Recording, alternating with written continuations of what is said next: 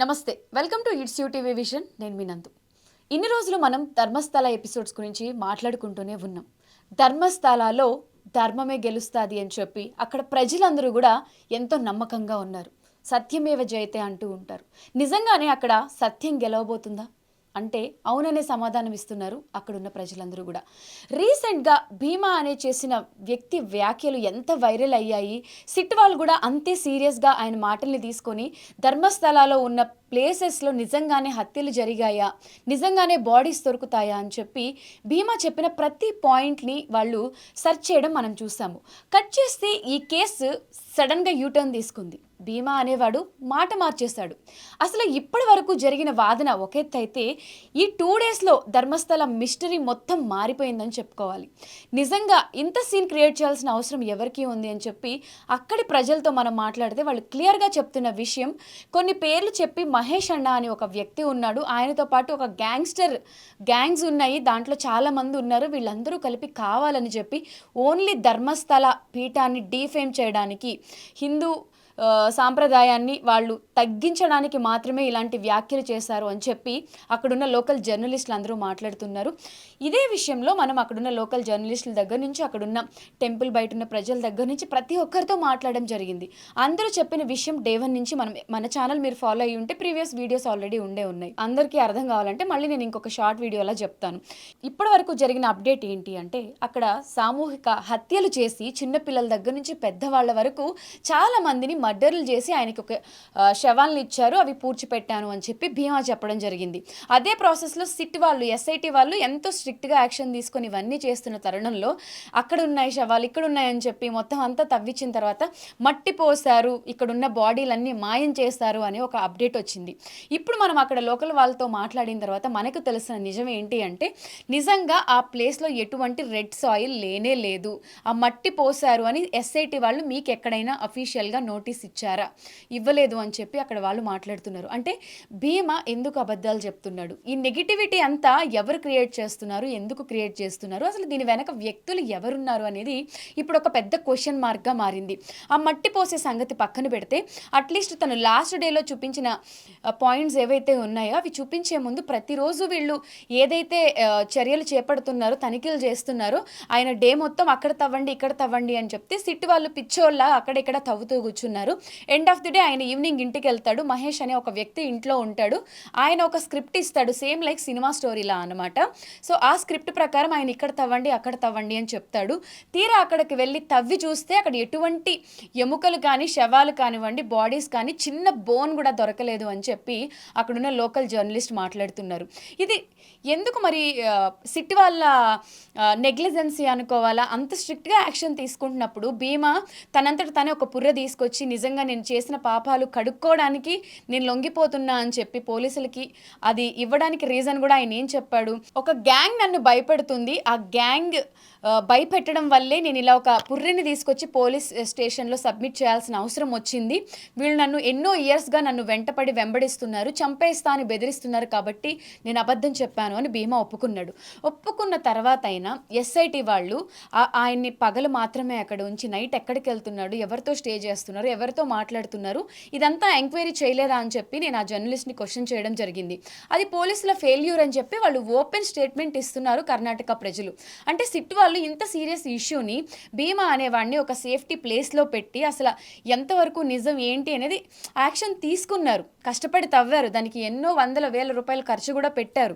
పెట్టినప్పుడు ఆయన ఒక ప్లేస్లో ఉంచకుండా నైట్ టైం వదిలేశారు, ఆయనకు నచ్చిన ప్లేస్కి వెళ్ళి ఒకటే ఇంట్లో ఉన్నాడు, వాళ్ళు చెప్పినట్టుగా చేశాడు అని చెప్పి లోకల్ వాళ్ళు చెప్తున్నారు. కర్ణాటక ధర్మస్థల ఇష్యూస్ అన్నీ నెగిటివ్ అని మనం మాట్లాడకపోయినా కొన్ని ప్రూఫ్లు అయితే మనకు దొరికాయి. నంబర్ 1, భీమా అంతటా భీమా అక్కడ ఎటువంటి ఇలాంటివి జరగలేదు, నార్మల్గా చనిపోయిన బాడీస్ని మాత్రమే నేను ఖననం చేశాను, నిజంగా అక్కడే రేపులు అలాంటివి ఏం జరగలేదని చెప్పి ఆయన ఒప్పేసుకున్నాడు సిట్టు ముందు. ఇప్పుడు coming to the Ananya Bhatt complaint. అసలు అనన్య భట్ అనే అమ్మాయే లేదు.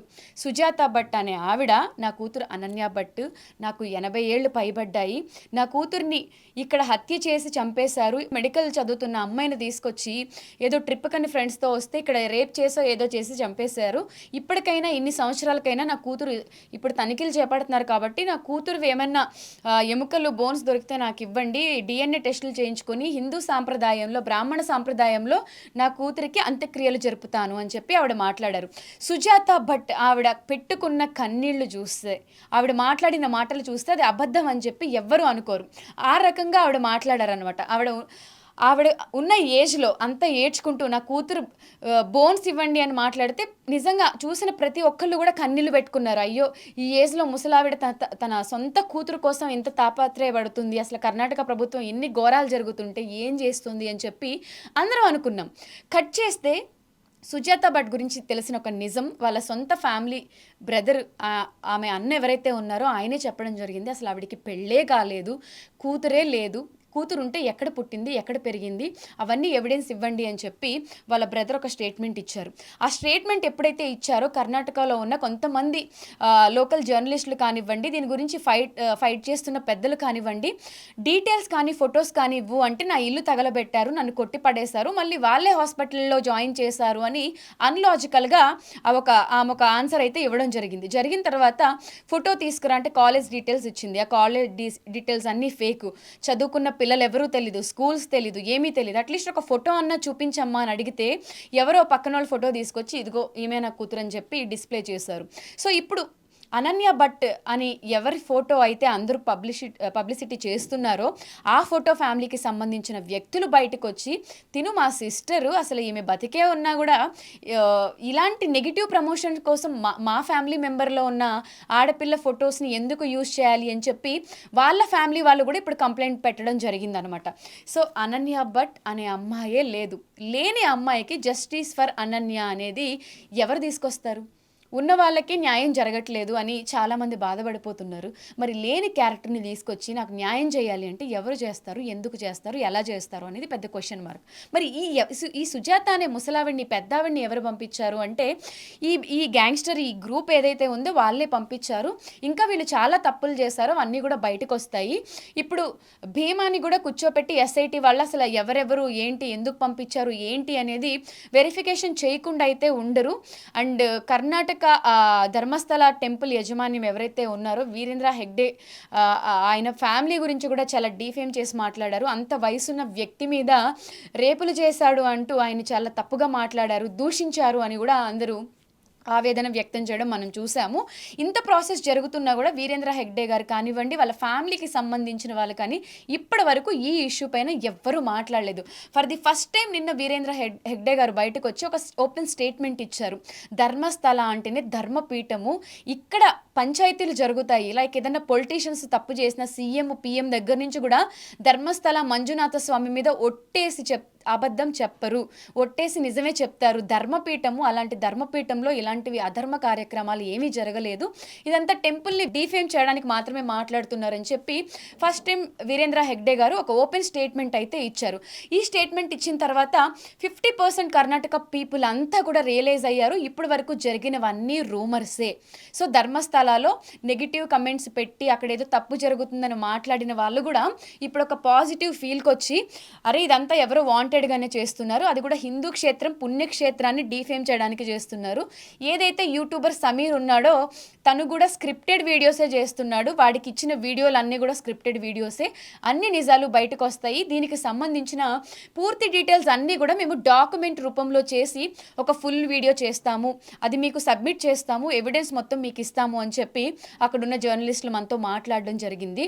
సో ఏది ఏమైనా ధర్మస్థలాల్లో నిజంగానే అన్ని మర్డర్లు జరిగాయా? అన్నప్ప స్వామి అంటేనే ఎంతో ఫేమస్, అది ఒక ధర్మపీఠము, అటువంటి ప్లేస్కి వెళ్ళిన అమ్మాయిలు నిజంగానే మిస్ అవుతారా? ఇన్ని మర్డర్లు జరిగాయా?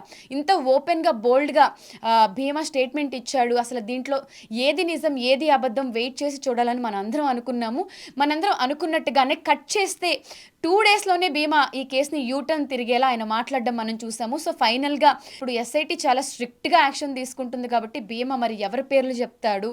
ఇంత ఫేమస్ ధర్మపీఠాన్ని అంత డిఫేమ్ చేసిన మనుషుల్ని ధర్మస్థల ఎటువంటి యాక్షన్ తీసుకుంటుంది అనేది కూడా మనం వేచి చూడాలి. ఈ ప్రాసెస్ అంతా అవడానికి కూడా 3 months టైం పడుతుంది, ఇంకా చాలా నిజాలు ఉన్నాయి, బయటికి రావాల్సిన విషయాలు కూడా చాలా ఉన్నాయని చెప్పి అక్కడ ప్రజలు మాట్లాడుతున్నారు. ఇదిలా పక్కన పెడితే సౌజన్య కేసు, జస్టిస్ ఫర్ సౌజన్య అని అందరూ మాట్లాడుతున్నారు. మనం కూడా జస్టిస్ ఫర్ సౌజన్య అనే కోరుకుంటున్నాము. అండ్ ఆ కేసుకి సంబంధించి ఏదైనా డబ్బులు కావాలన్నా హెల్ప్ కావాలన్నా కూడా ఇవ్వడానికి అందరూ రెడీగా ఉన్నారు. సో సౌజన్య కేసుకి సంబంధించి కూడా ఇప్పుడు రాజా అనే ఒక అబ్బాయి పేరు చెప్పారు. భీమా, రాజా, సుజాత భట్ ఈ ముగ్గురు ఫేక్ అని తెలిపోయింది. ఈ రాజా అనే వ్యక్తి కూడా అక్కడ జరిగిన నిజాలు ఒప్పుకున్నాడు. సో వీళ్ళ ముగ్గురు ఫేక్ అని క్లియర్ అయిపోయింది.